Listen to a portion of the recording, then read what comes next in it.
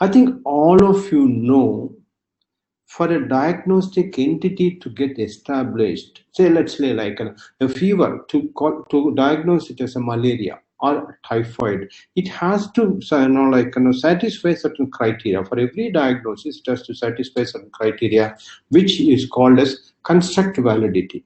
1, 2, 3, 4, 5. What is the clinical presentation? What are the cluster symptoms? Symptom cluster.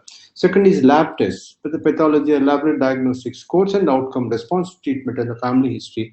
These are the 5 different characteristics where it has to satisfy and come into a group where this can be classified as a separate diagnostic entity, which is very, very important. Otherwise, you cannot just make different diagnoses. Here for us in psychiatry, we do not have as of today any laboratory test for diagnosis. So mainly it is clinical presentation, symptom cluster. Whether it is schizophrenia or any other psychosis, depression, mania, it's mainly the symptom cluster.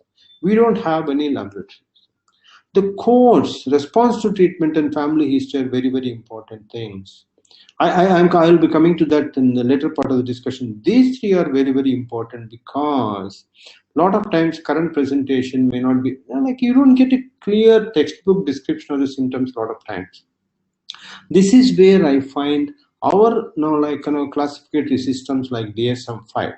DSM-5, when it comes to the MDD, it gives only cross-sectional presentation, clinical presentation.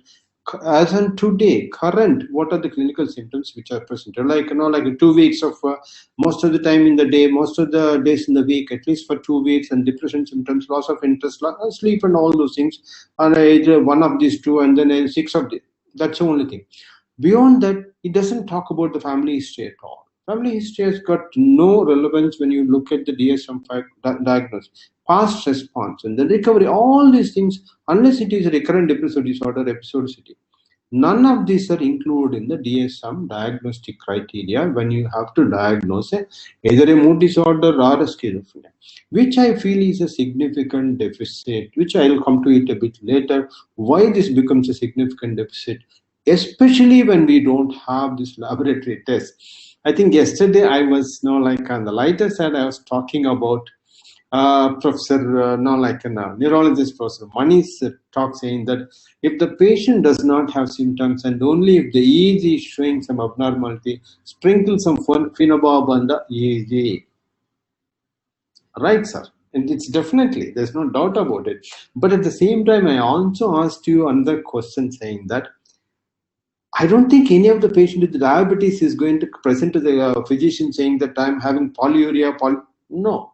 He just walks in for different reasons. If blood sugar get tested at 300, you straight away treat him, diagnose him as diabetes mellitus and treat.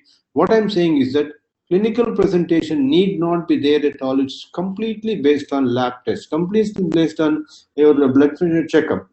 You diagnose and then treat the patient. So, but we are in psychiatry, we don't have this luxury. Maybe someday we are going to have the luxury, but as in today we don't have. So when you don't have it, when this is atypical, how do we make a diagnosis? As I told that if you don't make a diagnosis, it's going to be a huge problem in the therapeutics. As I told that diagnosis indicates prognosis, I think all of us know about it. Diagnosis in medicine is in almost all the specialties, maybe except psychiatry, clinical plus labs. And we don't have labs today. There's no way I can confirm whether it is schizophrenia or a depression or a mania or no adjustment problem or simple. We don't have it at all.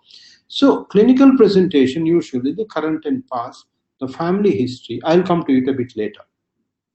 I want every one of us in this group understand that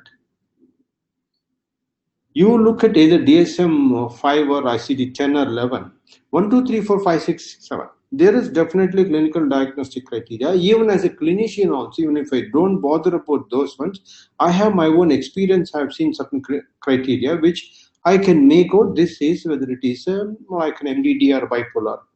But the majority of the times, I say quite a lot of times, patient does not present with a textbook description of 1, 2, 3, 4. Number one, even if there are symptoms, patient's history, especially in our country where a lot of other factors, Patient may say one particular history, the relative says a different kind of history, his uncle comments a different kind of history, there's a conflicting history. And sometimes you don't even know what the patient is having. Patient comes with MDD, but he doesn't talk to you about depressed mood at all. He talks about headache, backaches, and then not feel like doing work, and I don't feel like going there. Maybe once in a while I feel feverish, I feel no, like he doesn't fit into any other diagnostic criteria, any other investigations, everything is done. Most likely this looks like MDD, but he doesn't fit into this diagnostic criteria. So when he doesn't fit into that, it's very difficult for us to make a diagnosis of MDD. It's okay, we make a tentative diagnosis. The problem is when you make a tentative diagnosis, your prognosis you cannot predict. You are very vague. Treatment again, you know, give it a trial. You don't authentically treat. Yesterday I asked you how authentically we treat our patient with MDD as a physician treats his typhoid. No, we don't. Especially when the diagnosis is not very confirmatory, you go a little bit more slower, more, you give an antidepressant but you don't give the full dose. You give an antidepressant but we don't continue for a longer time. All these things. So when the clinical presentation is vague in this, then these two are the most important thing, which I will almost call as these, at least for me, this personally, I consider them as a very, very valid indicators and phenotype biomarkers. As on today, we don't have biomarkers, we don't have lab tests, but I consider this as a phenotype biomarkers, which are immense value for their utility in my day-to-day clinical work. It makes all the difference. I'll come to the exact description of it later. So, clinical presentation, this laboratory diagnostics, when we don't have, we have to depend on this. Of course, in the case workup, we do take up the family history, we look at the past episodes, but we generally run through that. Past, how is the past? But we have to spend more time on this. Lot of times in the family, see, they say nothing, we don't have any, nobody in the family has got any illness. But later you dig into that, you'll find more and more of family history. These two are very, very, very important in the psychiatric diagnosis. Maybe till we get something like a blood sugar, or a chest X-ray, or a CT scan, or an MRI brain, till or something like that it comes. These are going to be extremely important because cross-sectional presentation, most of the times it doesn't give us a clear-cut, like in a diagnostic, like entity. This is what I talked about. I did tell about this. What is the degree of relationship? Suppose it's in the first degree relative, makes much more, like an important compared to the some distant relative. I look at history of depression, bipolar, how episodic, number. I think all of you must be doing this, but this is something I think it's worthwhile spending much more time in trying to find out this. This is something alcohol dependence, which I take it as an excellent and important mark. Good old Winokur's diagnostic and all, like a classification, depressive spectrum disorder, what he talked about. Alcoholism in the family is an important indicator for me, presence of a mood disorder, especially if the relatives say that my uncle had heavy alcohol dependence, but he has completely given up. He is abstinent now. Episodic alcohol, which I take it as a secondary alcoholism, which is very, very important in the diagnostic criteria. Suicidal, obviously, we all know that. In the similar way, past episodes, what are the episodes, what is the course, treatment response, and all, extremely important. I give a little bit more importance in premorbid personality because in my clinical observation, I feel that people with obsessive compulsive personality disorder, they have a more risk of developing by MDD, major depressive disorder. I don't know how far theoretically, none of the textbooks talk about it. There's a hint about that maybe more possibility of it. But in my clinical experience, I find it much more useful.